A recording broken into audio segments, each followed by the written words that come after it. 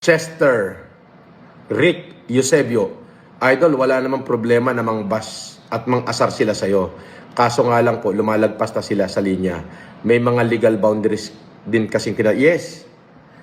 Okay lang yung bash, wala namang problema. Yung lagyan nila, yung halimbawa yung gawin nila kung katawa-tawa, okay yun. Pero yung wanted, parang hindi maganda yun Apektado yung anak ko doon Doon sa mga hindi nakakakilala sa akin, marami nag-isip. Aba, wanted ka pala. Ang dami nagtawagan sa akin.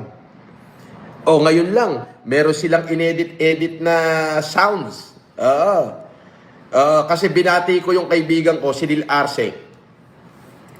Yung may-ari ng Arce Dairy. Kaibigan ko yan. Talagang kaibigan ko yan. Dinalaw ako sa kulungan yan. At talagang hindi niya ako ikinahiya ni minsan na ako ay kaibigan niya. Yung asawa ni Angel, si Neil. Dahil kilala niya yung pagkatao ko. Yung totoong ako. Ako mismo kilala niya. At alam niya na yung binabay walang katotohanan. Dahil kilala niya ako. Abay, akalain mong tumawag sa akin kanina at may gumawa daw ng video. Ikiniklaim ko daw ako daw may-ari ng RC Dairy.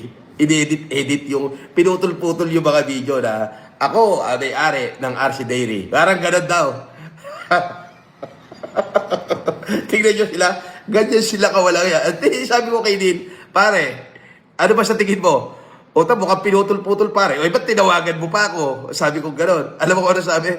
Pare, syempre, tatawagan kita kasi, syempre, at least alam mo na may tumatarantado na naman sa'yo. Sabi ko, huwag ka na magpapaniwala dyan.